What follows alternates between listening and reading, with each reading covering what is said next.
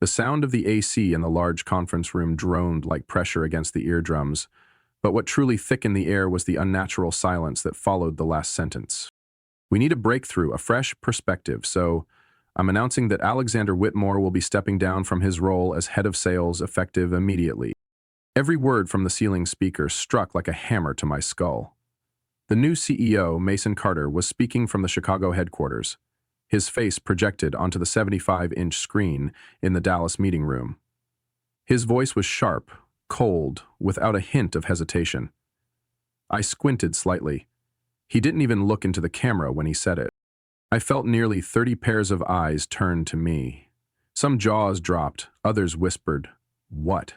instinctively.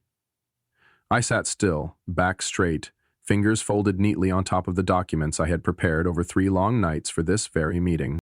Mason leaned back into his expensive leather chair and continued like he was just clearing a stone off the path.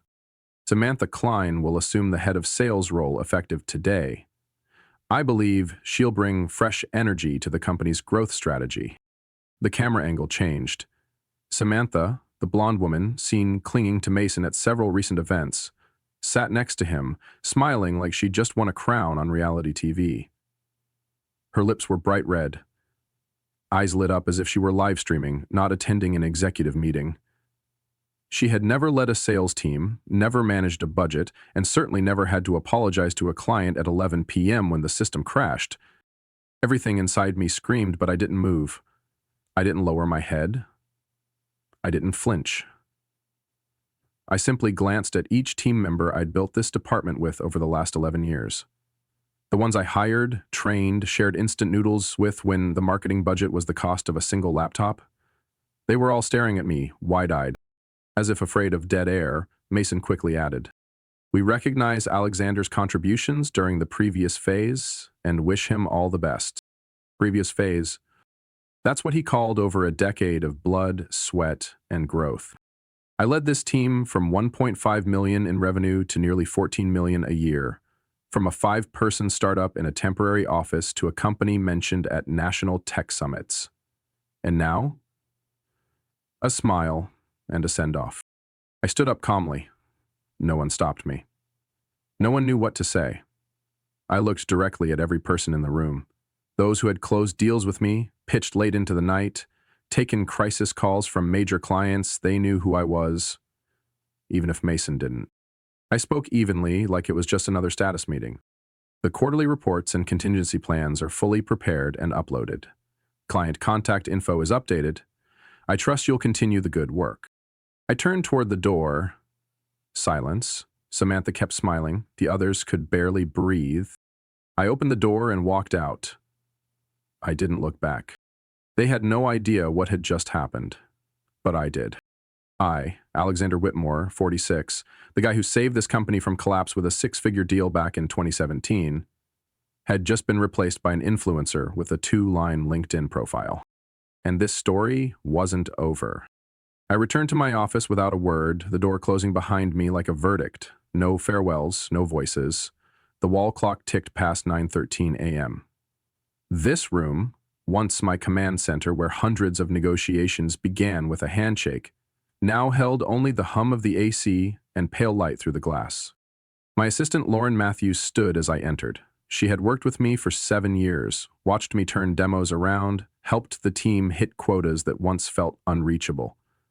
Her face was flushed, eyes red, and she held a folder I hadn't yet presented. They really did that?" she whispered, voice tight. I nodded. No need to explain further. I heard the announcement over the system. I hoped they meant someone else. I opened my laptop and began backing up everything to my personal drive. No confidential files, just reports, strategic outlines, and contact lists for major clients I'd personally handled. No complaints, no passive-aggressive emails, everything placed as if it were just another office relocation. Lauren stood frozen, then said firmly, "I'm quitting." I looked up, surprised. "You don't have to. They replaced you with someone who's never led a team. They treated your 11 years like a slide in a PowerPoint. If they can do that to you, they can do it to anyone. I won't work for people like that." I looked at her. The woman who once postponed her honeymoon's first night to send me slides after a last-minute client change from Australia. My chest tightened. "Lauren," I said, slowly, "if you're leaving, just make sure the contact info for Bright Path Construction and Orion Healthcare gets transferred properly. Their contracts are up in about 40 days. Samantha won't know what they need." She nodded. No questions. She had seen Samantha fumble her way through the last quarterly presentation, a speech full of buzzwords even she didn't understand. I carefully placed last year's Crystal Trophy, Sales Excellence Award, Midwest Region, into a padded bag. Not for its value, but for what it meant. Our team won it after landing 3 contracts in a single week, each supported behind the scenes by Lauren, hour by hour. While packing, I opened the CRM app, left detailed notes on every client conversation, updated all pending meetings, not because I owed them, because I owed myself a clean exit. Lauren returned 15 minutes later, placing 2 folders on the desk labeled Bright Path to Renewal Q3 and Orion SLA Tracker. Each one came with a PDF detailing relationship status, contract history, improvement points, upcoming reviews, and, most importantly, the key stakeholder on the client's side. I flipped through. Nothing missed. Everything in order like an unspoken farewell. "They can't replace you, Alex," Lauren said softly. "Clients know who really shows up when things crash at midnight." I smiled, closed the lid of the cardboard box filled with my personal files. In the parking lot, my phone buzzed, a message from an unknown number. "Mr. Alexander, this is Mark from Orion. Heard what happened this morning. We need to talk." I didn't reply. Didn't need to. They wouldn't be the only ones. As I started the engine, sunlight sliced through the windshield, peeling away the haze of the morning. What lay ahead wasn't an ending, just a turn. Behind me, they had just severed the only thread connecting them to their clients. I was pouring coffee in the kitchen when the phone buzzed again on the dining table. The name lit up the screen: David Harmon, Chief Operating Officer at Bright Path Construction. The same man who once joked, "I knew their logistics better than their own internal team." The call came in just before 8 a.m., not even 48 hours after I left Stratix Solutions. "Alex." David's voice came through strong. "I tried reaching you through your company email, but looks like they've shut down your account." I held my coffee mug and leaned against the counter. "That's right, I left the company 2 days ago." A brief pause. "What's going on?" "They just sent me an update from someone named Samantha, a person I've never even heard of. She tried explaining the new allocation strategy, but couldn't answer a single question about the status of our 3-party contract. When I asked about the technical specs, she said she'd check with the content team." I didn't reply immediately. David wasn't the type to get angry easily, but calling me directly, no assistant, no email, meant it was serious. "I'm no longer in charge of the project for Stratix, David," I said calmly. "Mason had a different direction." He let out a laugh, one with no humor. "What kind of strategy kicks out the guy leading the entire deal and replaces him with his girlfriend? Alex, don't sugarcoat it. I'm not stupid." I stayed quiet, listening to the soft sound of water from the sprinkler outside the window. David's tone dropped, more direct. "The contract for next year is still open. We haven't signed, but if you're the only one who understands our southeastern distribution structure, I'm not closing anything until I know exactly where you land." I turned the ceramic cup in my hand. The warmth against my palm reminded me this wasn't just small talk. "I'm considering a few offers," I said. "Nothing committed yet. Bright Path is ready to follow you wherever you go. That's my word." That sentence sliced straight through the final thread connecting the client to Stratix. Less than 30 minutes later, another call flashed across the screen.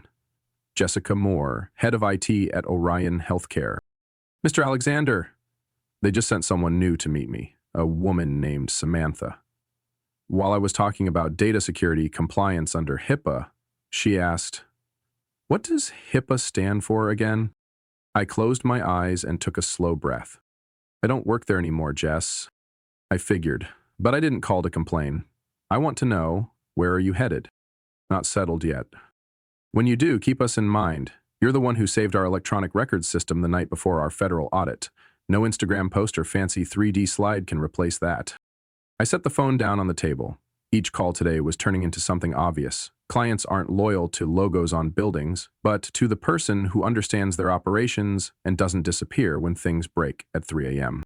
That afternoon, I opened my laptop and logged into my personal email. Among hundreds of unread messages, one name stood out. Rory Bennett, CEO of a fast-growing software company in the Midwest. Subject, still open to the conversation we never had? The first line read, "Heard you're no longer at Stratix. Maybe it's time we meet properly." I didn't reply, but I did star the email. Late that night, Lauren texted, "Orion just submitted a contract confirmation request. They don't want to talk to anyone but you." I typed a few words back, then deleted them. No rush, more would come. As for Samantha, she was probably buried under a pile of unfamiliar jargon, trying to keep up with questions from CIOs she didn't have time to Google.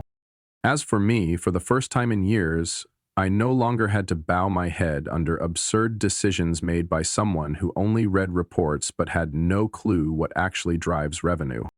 Every call today pointed to one thing. The very person Mason discarded like trash was the foundation that kept Stratix alive. Too bad he realized it far too late.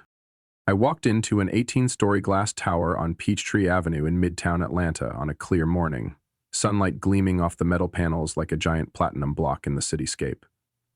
The revolving doors slid open, revealing a marble-tiled lobby. Not flashy, but confident, much like the name above the entrance, Solvix Digital Systems, a rising rival of Stratix Solutions.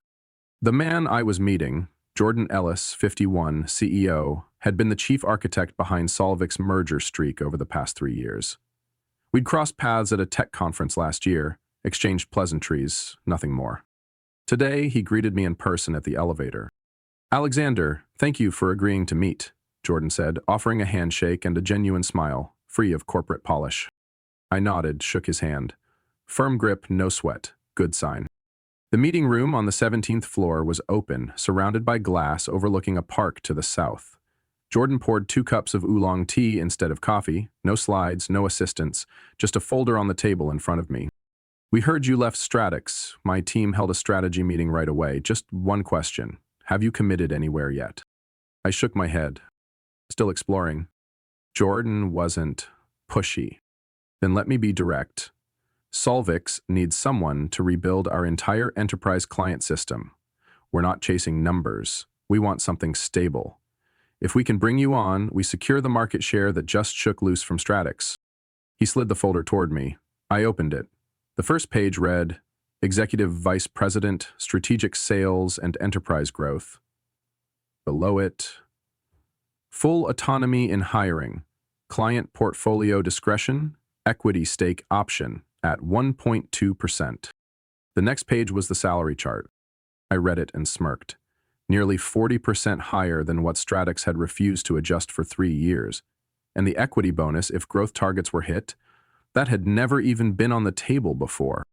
Jordan set down his tea. "I'm not hiring you to fill a seat. I'm hiring you to build a team. You shape it how you want. This isn't staffing. It's investment." I didn't respond right away. A soft breeze from the vents stirred the surface of the tea in the cup. Jordan added slowly, "I don't care how many contracts you bring from the other side. I care that you bring the mindset that built them." He stood, said nothing more. "My assistant will leave the room open as long as you need it. Take your time. No rush to decide today." The door closed behind me as I looked down at the contract. A few names came to mind. Lauren, Eddie, Marla. The ones who had stayed up with me through late-night pricing drafts for Orion. Those early mornings fixing slides for BrightPath's impossible demands. Now stuck in a company with no one left to steer. I picked up the pen, but didn't sign. Instead, I grabbed my phone and typed a short message. "Lauren, do you have 10 minutes to talk?" Her reply came almost instantly. "Always ready." I hit call. "I need someone to take the lead on the client system from scratch. Be honest. If I move to Solvix, will you come with me?" A brief pause, then the sound of a deep breath. "I already told my husband I'm not going back to Stratix. If there's a chance to do things the way you used to run them, I'm in." I leaned back in the chair, eyes on the sun-drenched glass ceiling above. Mason had once believed he could replace anyone with just a title, but Jordan had proven the opposite. Real value lives in people, not in org charts. I closed the folder. No more answers needed. Everything was clear. Tomorrow, there would be a signature. But today, I just sent one message to David Harmon at BrightPath. Thought you'd want to know I'm about to have a new office. The game had changed fields, and I wasn't letting anyone else move the pieces anymore. 3 weeks after the Solvix meeting, my temporary office had become more vibrant than Stratix's strategy room at its peak. Lauren walked in that Monday morning with a freshly printed report, her hair neatly tied back, white blouse simple but unmistakably confident. Comparison of key metrics between Solvix and Oriund over the past 3 years. I've highlighted major quarterly deltas. I nodded, taking the packet, my eyes already on the large screen behind her where Eddie, our former lead engineer, was presenting a new integration solution for BrightPath. This account's ready to migrate from the old system in under 2 weeks, he said, switching to a new slide. They want Solvix software but want to keep their existing reporting interface. I tested the connector. It's running smooth. I turned to Lauren. Did you run it through legal? Done. No IP ownership issues from Stratix. The entire tech framework was developed by Eddie during client work, not proprietary. My phone lit up. A message from Jessica Moore at Orion Healthcare. My IT team is ready. Just need your go-ahead and we'll send the formal request to pull all data from Stratix. I tapped approved. Meanwhile, Stratix was still scrambling to rebuild its sales team after 3 team leads quit in 1 week. Samantha, their replacement, had reportedly sent 3 emails with corrupted attachments and mistakenly called BrightPath's procurement director Bradley instead of Brent on a Zoom with more than 10 attendees. A small slip, but in a space where trust is fragile, it was enough to crack everything. By Wednesday, Marla, former contracts and finance head at Stratix, walked into the Solvix meeting room with a bundle of her old employee badges. She, Samantha, sent Orion a quote without the emergency system support section. That alone raised red flags about the entire new team. You still want someone to double-check the final contracts before signing? I gestured to the seat across. Have a seat, we've got a lot to do. That weekend, 3 migrations were complete.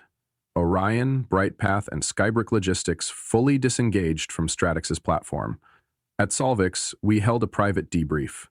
No champagne, no speeches, just a projector screen displaying one number, $7.2 million in net revenue, transferred within 21 days.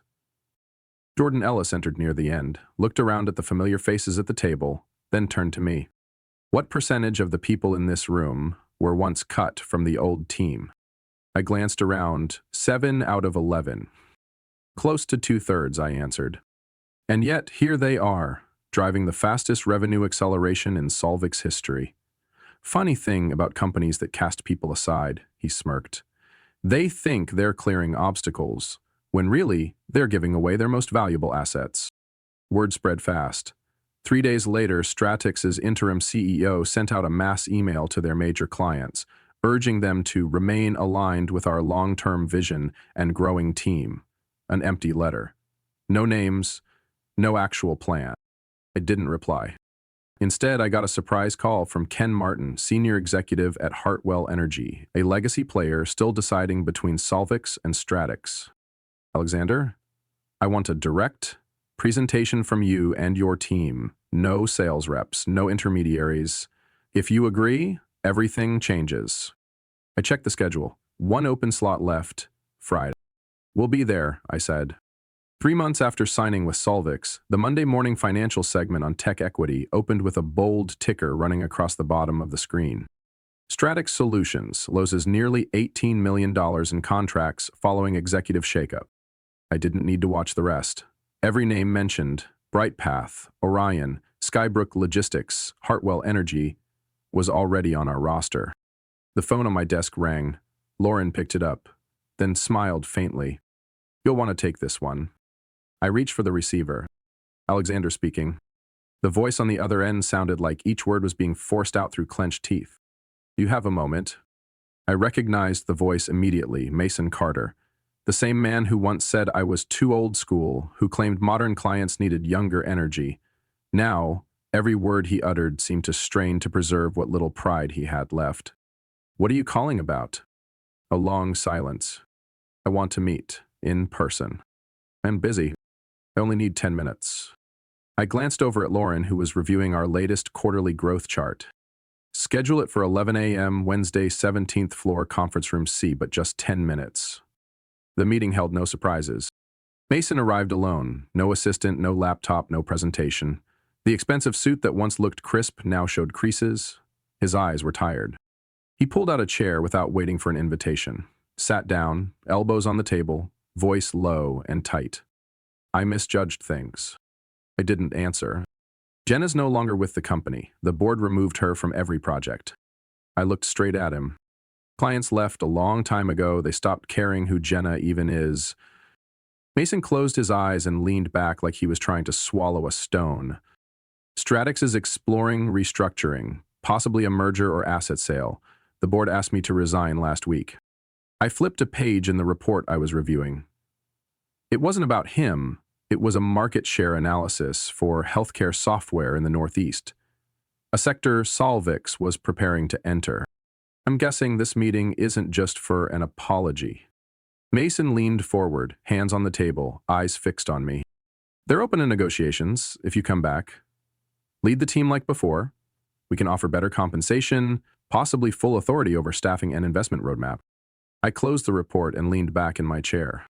You think I'd walk away from a system that runs smoothly, where clients trust us completely, to return to a place that threw me out like expired inventory? Mason stayed quiet. His posture slumped, eyes pulled inward. I looked him in the eye, the man who made the call that sent Stratix into free fall. "Your company didn't lose clients. They followed the people, and they're not coming back." Mason stood without another word. He gave a faint nod, unclear if it meant agreement or defeat, then walked away. I glanced out the glass behind me, the city still humming with movement. On the screen behind, the revenue chart kept rising. Solvix had just signed 2 new contracts, Brentmore Transport and Alden Medical Network, together worth over $9 million. That afternoon, Lauren came in with a printed paper. "Morning news, if you want to keep a hard copy." The front page showed Stratix headquarters, bold headline across the top. "Stratix faces buyout risk with valuation down over 70% year on year." I folded the paper and slid it into the drawer beneath my desk. Mason's story would be forgotten. Just another headline people scroll past. But what clients, staff, and partners remember is who showed up when systems crashed, who took the call at 11 p.m. when servers failed, who renegotiated terms just to keep a small rural hospital running. Solvix wasn't my final destination, but it was the only place brave enough to build on truth. Results come from people, not flashy marketing or hollow slogans. Applause thundered through the 20th floor conference hall at Solvix as the Q2 results flashed across the LED screen. Revenue up 68% year over year. The number didn't just show performance, it erased every doubt that lingered since I joined less than 6 months ago. At the front, the Solvix logo hovered on a minimalist white background. Below it, bold gray text read, 12 conversions, 3 months, 0 cancellations. Lauren stood in the front row, nodding toward me before turning to her team. Behind her were Eddie, Marla, and Jay, once dismissed as too old school for Stratix's new direction. Now they were leading Solvix's top-tier sales division. Jordan stepped onto the stage, microphone in hand, composed but eyes lit with energy. "We don't need to say much about these numbers. We see them, live them, every day. But one thing must be said. Success doesn't materialize out of nowhere. It's built by people, those who understand the true value of trust." He looked at me. "Alexander Whitmore, as of today, the executive board officially appoints you as Chief Revenue Officer of Solvix Digital Systems." The applause was immediate, thunderous, and sincere. I walked onto the stage, no notes, no rehearsed speech. "I have just one thing to say," I began, eyes on the front row. "Clients didn't leave the old system because we were better salespeople. They left because they'd once been heard by us, helped by us, and stood beside us when everything almost collapsed. That kind of trust doesn't belong to any brand, it belongs to people. Lauren nodded gently from below. After the meeting, I returned to my office where a fresh stack of mail awaited. Among them were 3 partnership invites from Denver-based health tech firms, a keynote invitation for the Miami Tech Conference, and an email from Orion Healthcare confirming a 3-year renewal. Late in the afternoon, I walked the executive floor where the glass walls caught the amber light and the faces of those rewriting this company's revenue history. On the wall hung a customer churn chart. Only 2 Stratix contracts remained unconverted, both nearing their final negotiation stages. Jordan appeared at the far end of the hall, report in hand. He raised it and smiled. Stock jumped 14% in the past 24 hours. Investors have been calling all morning. I gave a small smile. Let's hope they don't ask to put my face in the next earnings report. No, but someone floated naming a campaign after you. I shook my head as we walked. If they must, name it after Lauren. She's the one who kept every handoff spotless. The strategy room was open, the wood floor glowing in the last light of the day.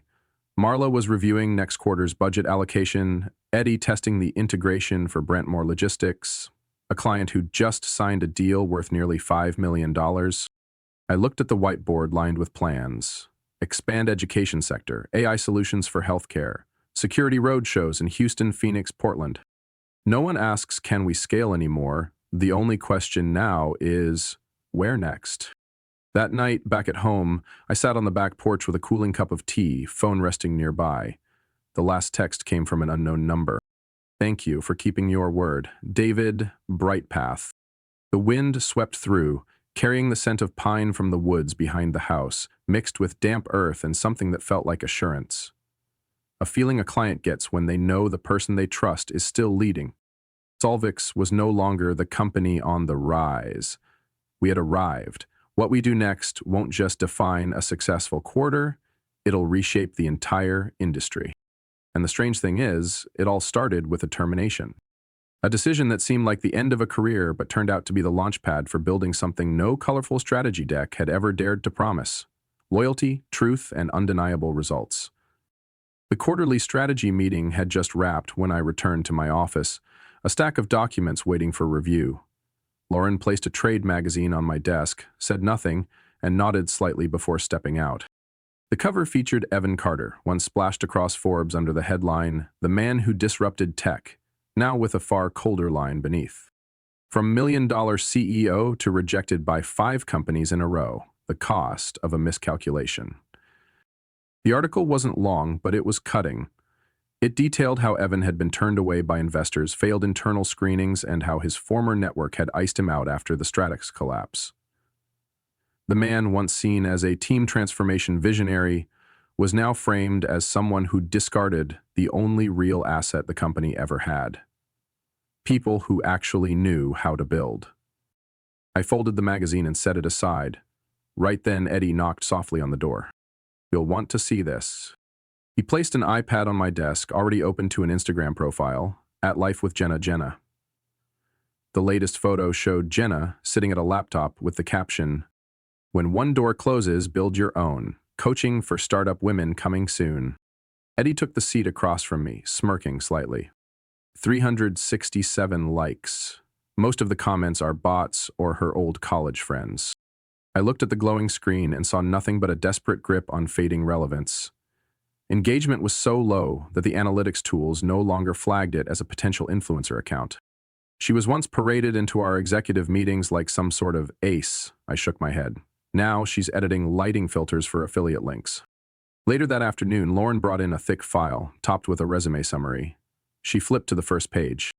Kevin Grant, former head of strategy at Stratix, wants a face-to-face, no HR. I remembered Kevin. He once stood before the entire team and said my work was useful but outdated.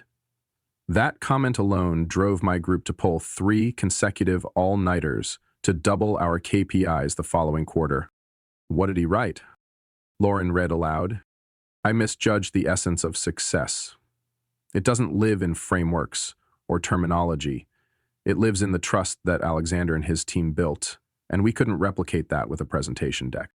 I let the file sit in front of me for a moment, then picked up a pen and wrote, Tuesday, 3 p.m., no salary talk until you explain why you left the old system. The next day, 3 more applications arrived. Former VPs and senior account managers. People who quietly supported Evan are now trying to escape what's left of Stratix's hollow shell. Gordon dropped by my office near closing, holding a soda can, voice relaxed. We don't need all of them, but it'll be satisfying to pick the right ones, to show them what it means to work under someone they once underestimated. I smiled slightly. I don't want people who are just afraid of being unemployed. I want people who understand the value of rebuilding. Jordan took a sip and set the can down, then pointed at the KPI board. The client tension post-transfer 100%. Some call that loyalty. I call it the consequence of our competitors' arrogant betrayal. I looked out the window where the evening sun lit up the parking lot. My Mercedes sat next to Lauren's beat-up old pickup. On the digital display outside the building, a banner scrolled across. Solvix, most trusted business partner of 2025. No revenge weeded. Evan had done that himself by listening to no one but himself. All I did was keep walking forward, each step solid enough that no one looked back with regret. Alexander had once been pushed out of the company he helped build, all due to one executive's personal agenda. Instead of fighting back, he left with dignity and proved his worth through real results. While others chased trends and flash, Alexander rebuilt from the ground up, with trust and real skill. His success wasn't just a convincing form of justice, it was proof that in business, integrity and people are the only foundations that last. What do you think about Alexander's journey? Is quiet resilience the most powerful answer of all? Share your thoughts below, and don't forget to follow the channel for more meaningful stories about life and family.